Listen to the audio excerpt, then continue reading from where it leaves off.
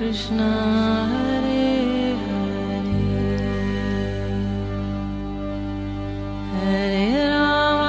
Hare Rama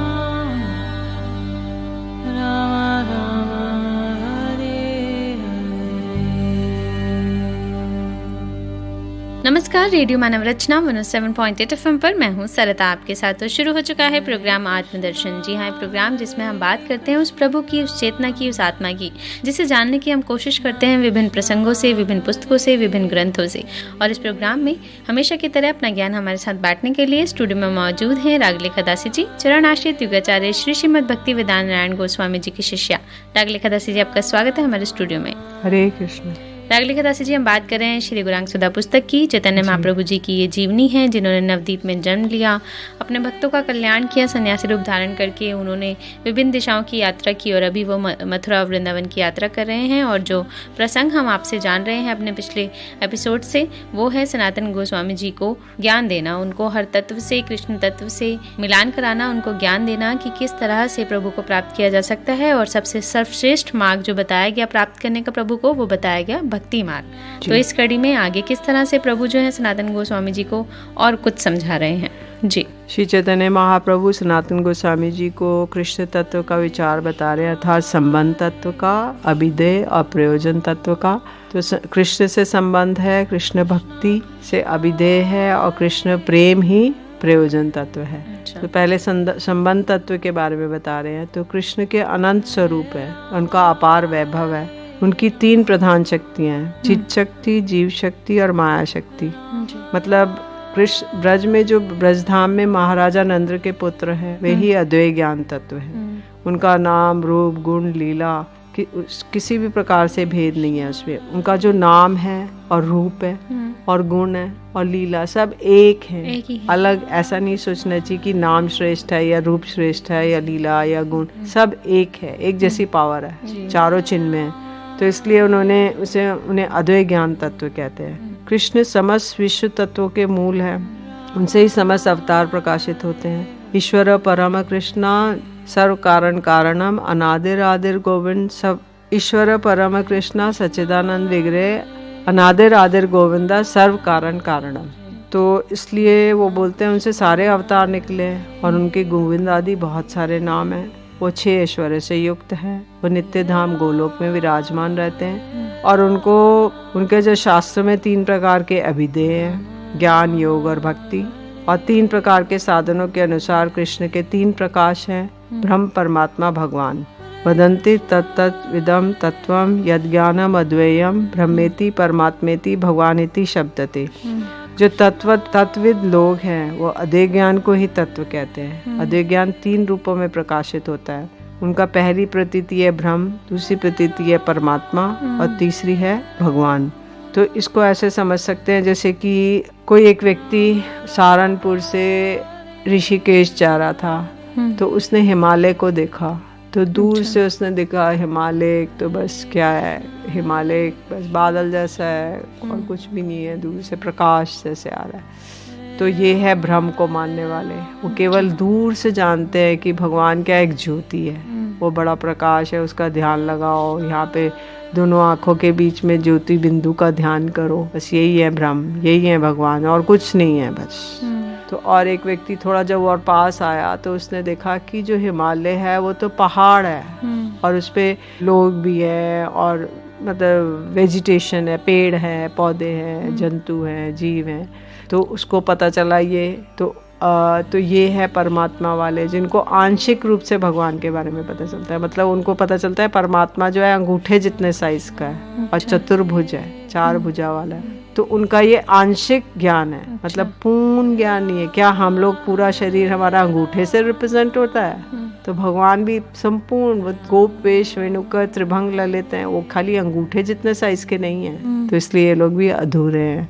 फिर वो और आगे गया तब उसने देखा कि ये तो हिमालय बहुत बड़ा पहाड़ है, इसमें तो बहुत कुछ होता है, यहाँ पे तो सब कुछ उसको क्लियर एज इट इज दिखाई दिया जैसा है। तब फिर उसको समझ में आया कि तो ये है भगवान को जानने वाले, जिनको वो पूर्ण रूप से जानेंगे, संपूर्ण रूप से देखेंगे। तो उनके सारे अंग प्रत्यंग है, केवल वो ज्योति नहीं है, केवल वो अंगूठे जितने नहीं है, वो तो पूरे हैं, फुल साइज के हैं। तो इसलिए जो भगवान वाला है वो ही संपूर्ण रूप से जान सकता है। तो इसलिए बोलते हैं कि जो अष्टांग मार्ग, योग मार्ग से जो है वो परमात्मा के रूप में देखते हैं, और जो शुद्ध भक्ति वाले हैं वो भगवान के रूप में देखते हैं, और जो ज्ञानी हैं वो लोग केवल ब्रह्म ज्योति को देखते हैं। तो इसलिए ये तीनों प्रकार के अलग अलग और स्वतंत्र नहीं हैं, बल्कि सच्चिदानंद स्वरूप भगवान ही तीन प्रकार से साधकों की साधना के अनुसार तीन रूप में प्रकाशित होते हैं। तो हैं तो वही भगवान, लेकिन अपने आप को तीन रूप में मैनिफेस्ट कर रहे हैं। तो किसी को थोड़ा पता चल रहा है, किसी को ज़्यादा पता चल रहा है, किसी को सारा पता चल रहा है जी। तो जैसे फोटोग्राफी करते हैं, जैसे आप कोई फोटोग्राफ लेते हैं तो कभी उसके बाएं ओर से लेते हैं, कभी दाहिने ओर से, कभी पीछे से लेते हैं, कभी आगे से लेते हैं। तो एक फोटोग्राफी एक एंगल को ले पाता है, उसका वो पूरा सम्यक रूप से उसका टोटलिटी में नहीं ले पाता है ना, 3D। तो इसलिए ऐसे जब जो व्यक्ति है हर एक मार्ग में जाने से एक प्रकार के बारे में जानता है, उनके बारे में ब्रह्म की वो ज्योति है। फिर वो दूसरा व्यक्ति है वो जानता है खाली कि बस वो छोटे से हैं, तीसरा जानता है नहीं वो सारे हैं, सर्वांग है। तो इसलिए ये अलग अलग मार्ग है, लेकिन हैं भगवान के ही सब स्वरूप। तो इसलिए भगवान जो है वो तीनों गुणों से युक्त हैं, और भक्ति के द्वारा ही भगवान का अनुरूप पूर्ण रूप से होता है। फिर जो कृष्ण है वो तीन रूप में प्रकाशित होते हैं, स्वयं रूप, तदेकात्म रूप और आवेश रूप। स्वयं रूप दो प्रकार का होता है। ब्रज में जो गोप वेशधारी नंदन है वह स्वयं रूप है। स्वयं प्रकाश जो है वो दो प्रकार का है, प्राभव प्रकाश, जैसे कि एक ही स्वयं रूप बहुत सारे स्थानों में अनेक स्वरूपों में प्रकटित हो। कृष्ण के 4 वासस्थान या धाम है, ब्रज, मथुरा, द्वारका और गोलोक। तो ये एक दूसरे से श्रेष्ठ हैं क्रमशः, जैसे कि देवी धाम के अंतर्गत 14 भुवनों से ऊपर और इनसे भी बड़े बड़े पृथ्वी, जल, अग्नि, वायु, आकाश, मन, बुद्धि, अहंकार, ये सब अष्टावरणों से विरजा, जैसे बताया कि ये जैसे 14 भुवन है, मतलब 14 लोक हैं। उसके बाद ये पूरे एक ब्रह्मांड है, जैसे अंडे के समान है, ये पैक्ड है, इसके 8 लेयर्स है, पृथ्वी, जल, वायु, अग्नि, आकाश और मन, बुद्धि, अहंकार, ये 8 लेयर्स से पैक, जैसे अंडे का शेल होता है, तो ये शेल है 8 आवरणों से युक्त। फिर उसके बाहर विरजा नदी है, फिर उसके बाहर अन्य अन्य लोक है, तो सिद्ध लोक है। सिद्ध लोक के बाद फिर उसके बाद जो सदाशिव लोक है, फिर सदाशिव में जहाँ पार्वती जी और शिव जी रहते हैं और भगवान के गुणगान गाते रहते हैं। सदाशिव धाम के ऊपर ही महावैकुंठ है। फिर उसके बाद जहाँ पे नारायण रहते हैं अपनी श्री भू लीला शक्ति महालक्ष्मियों के साथ। फिर वैकुंठ का जो ऊपरी भाग है वो है साकेत धाम, अयोध्या, जहाँ पे श्री रामचंद्र जी, सीता जी, लक्ष्मण, चारों भैया, हनुमान जी के साथ रहते हैं। फिर उसके ऊपर है गोलोक। तो गोलोक एक स्क्वायर है, स्क्वायर जैसे स्थान है, और उसमें जो है द्वारका, मथुरा और गोकुल है। तो द्वारका में कृष्ण एक राजा के रूप में, मथुरा में भी राजा के रूप में, और गोकुल में उन्होंने बाल लीलाएं की और 11 वर्ष तक रहे।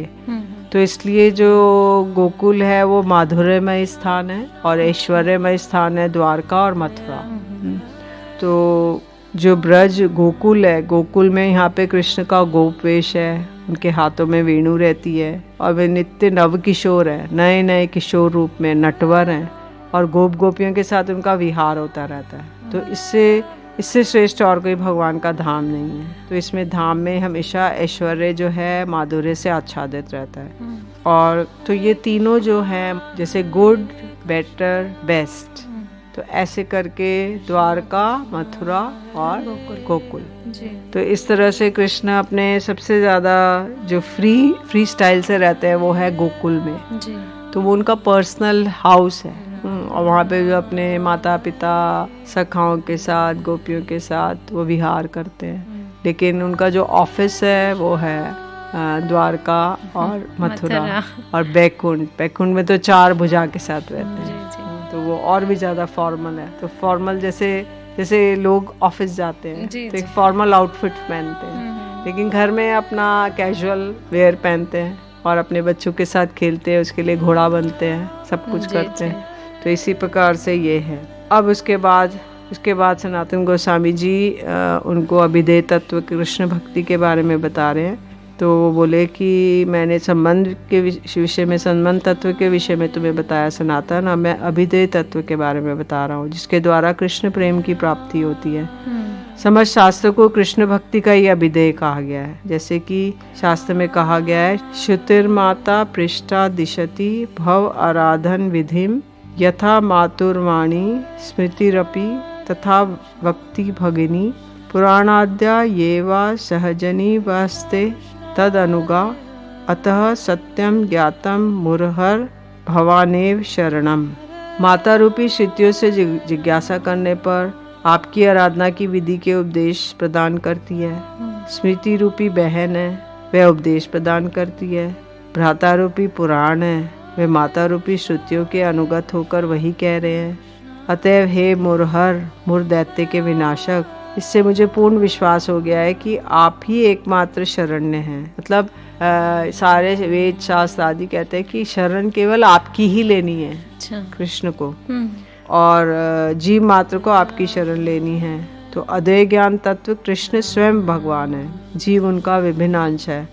भगवान की तटस्थ शक्ति के अंश होने के कारण उनकी गणना शक्ति में ही होती है, क्योंकि जो जीव है वो भगवान की 3 शक्तियां हैं। अंतरंगा शक्ति जो उनके इंटरनल अफेयर्स को मैनेज करती है, चित जगत के, चिन्मय जगत को, और एक है बहिरंगा शक्ति जो कि भगवान के जड़ जगत के अफेयर्स को मैनेज करती है, और एक है तटस्था शक्ति जिससे सारे जीव उत्पन्न हुए। अच्छा। तो इसलिए विभिन्नांश जीव 2 प्रकार के होते हैं, नित्य मुक्त और नित्यबद्ध। नित्य मुक्त जीव भी कभी भी माया से संबंध नहीं होता। नित्य मुक्त जो उस जगत में रहते हैं, और नित्यबद्ध जो इस जगत में रहते हैं। जड़ जगत तो बद्ध जीवों का जगत है, और नित्य मुक्त हैं जो कभी भी इस जगत के संबंध में नहीं आते, केवल भगवान की सेवा में लगे रहते हैं। वो नित्यकाल कृष्ण के चिन्मय धाम में उनकी सेवा में रहते हैं। कृष्ण के वो पार्षद कहलाते हैं और सर्वदा ही कृष्ण सेवा सुख का भोग करते हैं। नित्यबद्ध जीव अनादिकाल से भगवान के बहिर्मुख होकर संसार में आके पाप पुण्य आदि कर्म कर रहे हैं, जिसके प्रभाव से स्वर्ग नरक आदि सुख भोग कर रहे हैं। कृष्ण को भूलकर उसने जो दोष दिया है, उसी के फलस्वरूप माया रूपी पिशाची ने उसे स्थूल और लिंग रूपी शरीरों से आबद्ध कर दिया। भगवान को भूलने का उसने दोष किया। जो मायाबद्ध जीव है वो कृष्ण दास है, लेकिन वो भगवान को भूल गया माया तो भूल गया तो माया ने क्या किया कि उसको 2 शरीर दे दिए, स्थूल और लिंग शरीर। जैसे कोई कैदी होता है तो उसको ड्रेस बनाई जाती है ना 2 तरह की, तो ऐसे उनको स्थूल और लिंग शरीर दे दिया, और उसको दंड प्रदान कर रही है। जैसे उसको कोड़े मारे जाते हैं, उसको हीट एंड कोल्ड ट्रीटमेंट दिया जाता है, तो ऐसे इसको भी दंड दे रहे हैं। तो उन्हें आध्यात्मिक, अधिभौतिक, अधिदैविक ताप दे रहे हैं। और काम, क्रोध, लोभ, मोह, मद, मात्सर्य 6 शत्रुओं के वशीभूत होकर माया पिशाची की लातें खा रहा है। यही बद्ध जीव का रोग है। जी बिल्कुल। जो हम लोग जड़ जगत में रहते हैं, एक्चुअली हम माया के चक्कर में फंस जाते हैं, और बहुत सारी चीज़ें जो हैं हम भूल जाते हैं, जो हमें प्रभु का स्मरण करना चाहिए, ध्यान करना चाहिए, उसको समझना चाहिए, वो हम भूल जाते हैं इन जड़ जगत में रहते हुए, इस मायावादी संसार में रहते हुए। तो यही सब चीज़ें हैं, यही सब ग्रंथ हैं, पुस्तकें हैं जो हमें ये ज्ञान देती हैं किस तरह से हमें प्रभु को प्राप्त करने की कोशिश करनी है, भक्ति मार्ग पर हमें किस तरह से चलना है, ये हमें बता रहे हैं रागलिका दास जी इस पुस्तक के माध्यम से। श्री गौरांग सुधा ये पुस्तक जिसमें चैतन्य महाप्रभु जी की जीवनी है। आगे और भी जानेंगे इनसे, लेकिन एक छोटे से ब्रेक के बाद सुनते हैं एक प्यारा सा भजन, फिर लौट कर आते हैं। आप जुड़े रहिए रेडियो मानव रचना 107.8 FM के साथ प्रोग्राम आत्मदर्शन में। Feel good, feel live.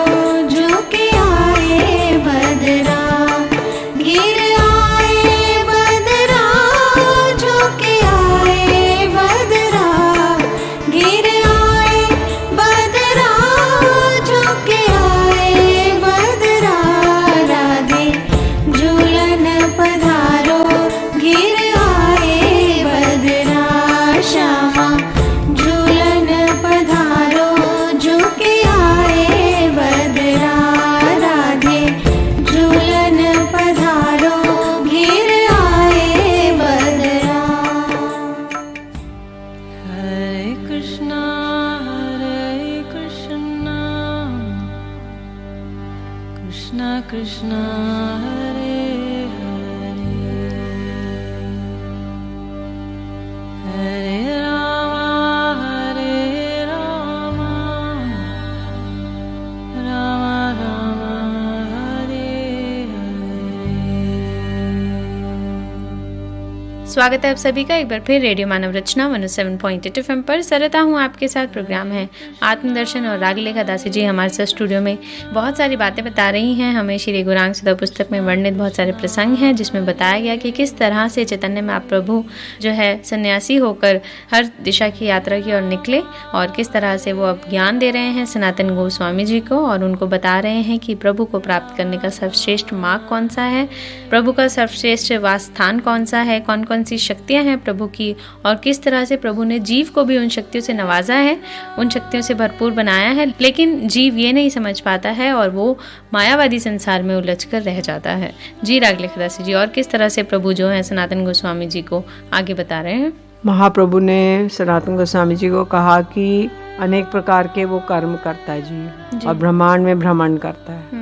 किसी सौभाग्य से उसको कोई साधु वैद्य मिल जाएगा तो उसकी कृपा से, उसके उपदेश रूपी मंत्रों से उसको माया पिशाची उसे परित्याग कर भाग जाती है। माया से मुक्त होकर वो जीव कृष्ण भक्ति प्राप्त करके कृष्ण के चरण कमलों तक पहुंच जाता है।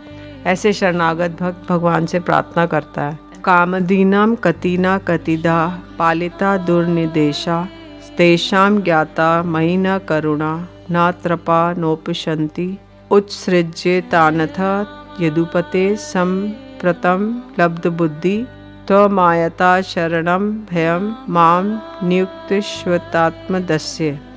हे यदुपति, मैं आज तक काम क्रोध आदि शत्रुओं का दास बन के उनका आदेश पालन करता रहा, परंतु मेरे प्रति उनकी करुणा नहीं हुई। और आश्चर्य की बात तो ये है कि उनके आदेशों का पालन करने से मुझे अथाह दुख सागर में डूबे रहना पड़ा। तथापि मुझे उनको छोड़ने की भी इच्छा नहीं हो रही है। किंतु हे प्रभु, आज मेरी बुद्धि शुद्ध हो गई। अब मैं उन्हें परित्याग करके आपकी शरण में आ गया हूँ, अतः आप मुझे अपनी सेवा में नियुक्त करिए। तो इसलिए बताया गया कि अनेक स्थलों पर कर्म ज्ञान योग उसको अभिधेय कहा गया है, परंतु शास्त्र में सर्वत्र भक्ति को ही प्रधान निरपेक्ष अभिधेय कहा गया है। इसलिए इसका तात्पर्य है कि कृष्ण भक्ति ही परम पुरुषार्थ है, कृष्ण प्रेम प्राप्ति ही मुख्य अभिधेय है। इसलिए उसे अपने फल देने के लिए किसी भी की भी सहायता नहीं लेनी पड़ती, परंतु कर्म ज्ञान योग गौण अभिधेय है, क्योंकि भक्ति की सहायता से ही वे अपना फल देने में समर्थ होते हैं। मतलब कर्म ज्ञान योग जो है वो इंडिपेंडेंट नहीं है, उनको वो डिपेंडेंट है भक्ति पर। भक्ति की सहायता लेंगे तो वो अपना फल देंगे। जैसे कर्म कर रहे हैं तो साथ में प्रार्थना करें, हे भगवान मेरी फैक्ट्री सफल हो जाए, इसका मैं इतना हिस्सा आपके यहाँ वो करूँगा, निवेदन करूँगा। ज्ञान है वो भी भक्ति का सहारा ले रहा है ज्ञानी, और जो योगी है वो भी ले रहा है। लेकिन जो भक्ति है वो इंडिपेंडेंट है, उसको किसी की शरण में नहीं जाना। तो जो स्वतंत्र रूप से वे अपना फल दे नहीं सकते हैं, तो इसलिए भगवान ने कहा है, तपस्विनो दानपरा यशस्विनो मनस्विनो मंत्रविद सुमंगला क्षेमम न विंदन्ति बिना यद अर्पणम तस्मे सुभद्र श्रवसे नमो नमः।